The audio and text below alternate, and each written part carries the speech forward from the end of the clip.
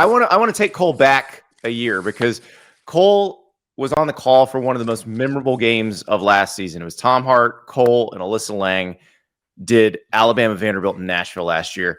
And so the Auburn message board has a very interesting question, which Cole, you don't have to answer this because you've got to announce these games. You got to be unbiased, regardless of where you went to school. But the Auburn fans are trying to decide whether they should root for Bama or Vandy in this game, and I find that hilarious. But this is a game where Vandy surprised Alabama last year. I don't think they can surprise them this year, but can they still compete with them this year? Absolutely. Number one, Vanderbilt's a better football team than they were last year. I've heard you guys talk about this multiple times. You and Ari have both complimented them as their facets of their team that are just flat out better than a season ago. And I actually do think they can still surprise them to an extent because so much of what they do contains options, reads, and different ways that a play can be successful. And first and foremost, if you're an Auburn fan, you don't root for unless Alabama is playing Iraq. Like you don't root for Alabama. It's not a real thing. It's the only way. Like no, that doesn't happen. I don't care when it is or where it is. But I do understand the fact that you got to play Vanderbilt later this year. And if they beat Alabama, that's going to give them a lot of confidence. They are much more capable along the offensive line this year. Physically, they look as much like an SEC offensive line as I have ever seen. Jordan Rodgers has echoed those sentiments, telling us stories how his tackles were 252 pounds when he played quarterback at Vanderbilt. Now, that doesn't mean that that's super clean or it's teach tape that you're going to show or the fundamentals or technique is just expert level. It's not. It's still sloppy at times. But they want to hurt you. They want to inflict pain, and they're physical. Their entire offseason study was yards before contact, because they knew they had Cedric Alexander and he was an elite back, which I believe he is, and he was getting touched at the line of scrimmage on a very regular basis. They've changed that. They become less reliant on quarterback run. They now have receivers that can hurt you down the field and hurt you horizontally. Even if it's just jet sweeps to keep you a little bit more honest, that's going to open up some of the read option game and the RPO game from Diego Pavia. I think he's throwing the ball a little bit better. I'm not saying that he's, this NFL passer all of a sudden, but there are a couple throws with high level of difficulty that I've seen him complete this year. The one thing that they do still have is, and I've listened to y'all's podcast, so I can say this, that Diego Pavia is going to give you about 3 oh shit plays a game. Okay. Where good or bad, both. You don't, that's what I'm saying. Like, you're going to sit there watching and say, oh shit. And it might go for 50 and be a touchdown. Or you're going to say that, and it's going to be eluding pressure, back foot, fade away, sidearm heave into the end zone, into 4 defenders, and it's intercepted. Or he's running to his left, he's getting tackled. He does this Jason Williams white chocolate behind the back pass is an option pitch to his running back who's not even there. And the other team gets it and runs it back. So it's like, if Vanderbilt survives the 3 or 4 oh shit plays, they're going to be in the game.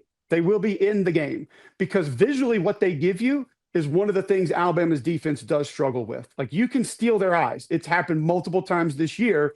And the guy who gets no credit with what they're doing right now, their offensive coordinator, can do that a lot. Nobody wants to talk about how good he is, but he deserves a lot more credit than what people are giving him. Tim Beck's been amazing. Yeah. Last year, the thing that was so interesting to me is that even when Alabama tried to answer something, the options that Vanderbilt had on offense, it was like methodical. It almost felt like surgery up and down the field the entire way. And I wonder if they'll be able to put them in that position again. I think they can. I mean, listen, they're going to go into this game.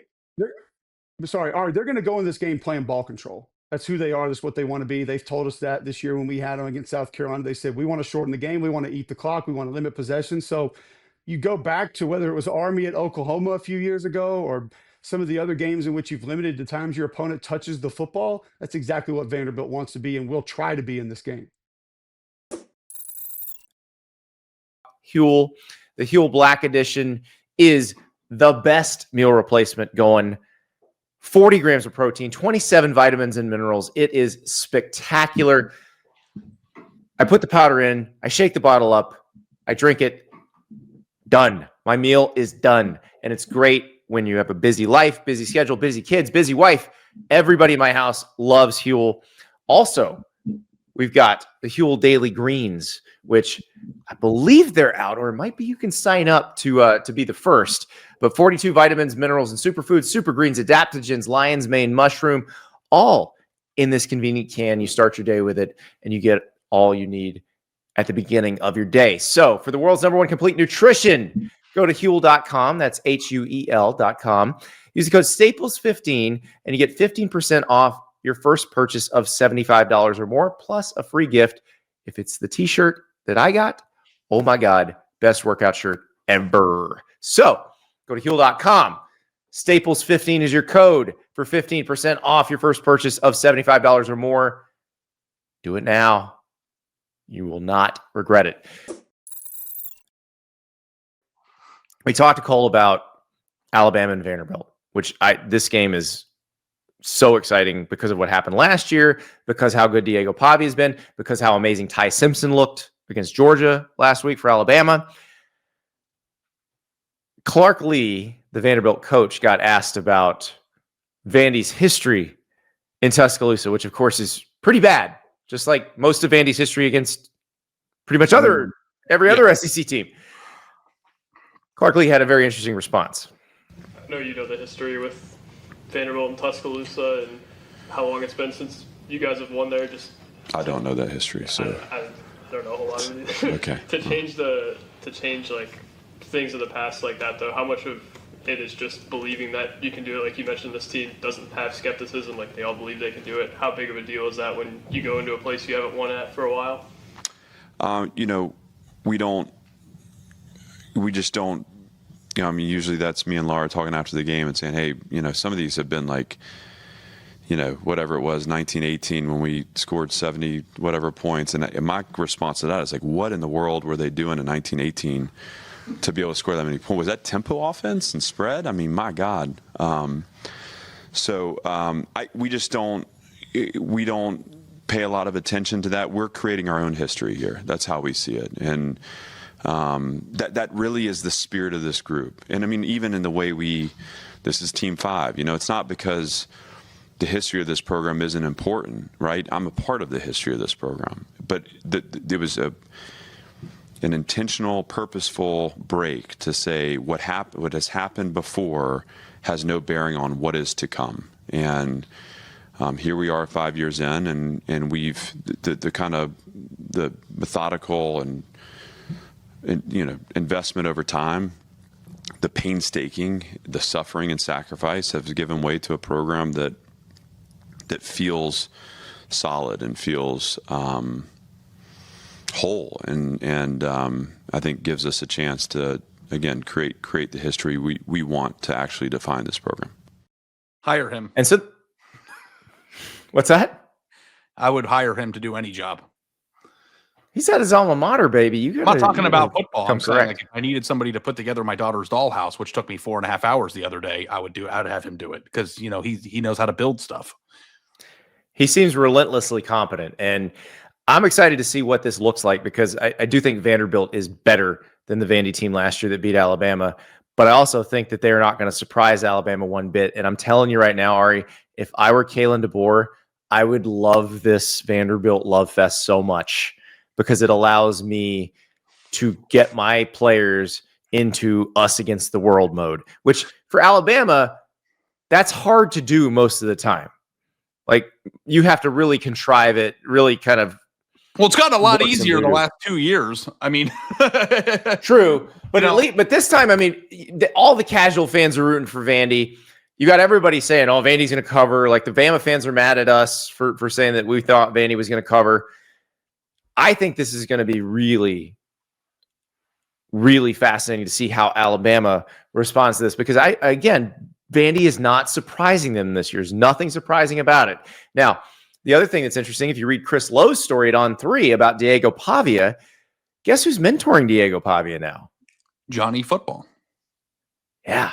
Architect of one of the greatest upsets of the home team at Bryant-Denny Stadium that anybody's ever seen.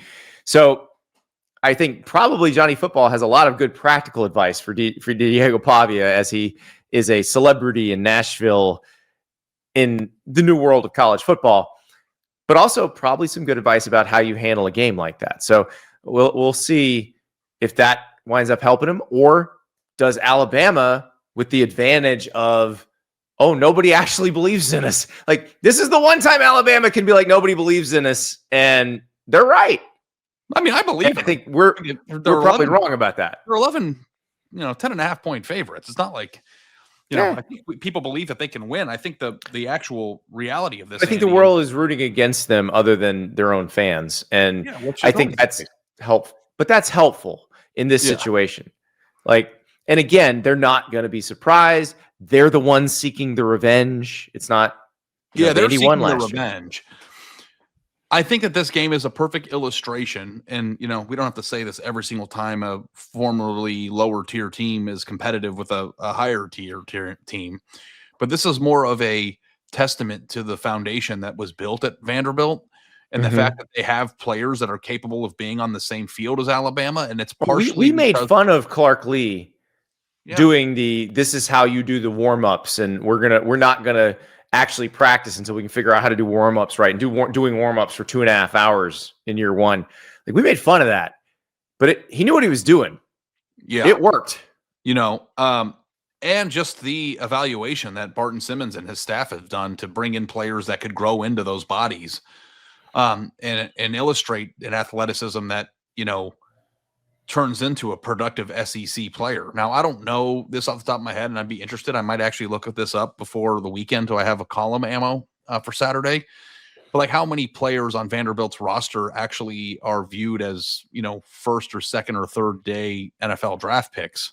There's only 3 days, right? First or second day draft. There are only 3. High end. So draft. First 3 rounds is what you're saying. Yeah, right. That's what I meant. Yeah. And like, it doesn't even matter. Like, it's like we look through that prism, but like, if you have 20 productive SEC players, that's better than having 2 high-end draft picks and nobody else. Like, they're a functional team that can exist in these games. And it's not because we think that Alabama stinks or that there's no chance that they could win the national title. In fact, if you're one of the people or that are listening to the show and you're an Alabama fan, you know that Andy and I have been quite complimentary of their turnaround. So like, for me, this is just a game between 2 SEC teams. I think it's like more offensive because there's a V on their helmet and we can't escape from the past of what they used to be. But Vanderbilt, like, if this Vanderbilt team was wearing a South Carolina uniform, would it be as offensive? No, it's just because it's Vanderbilt. And I don't think the world has caught up to the fact yet that they are good. Like, they're a good football team. I don't know if they're a great one.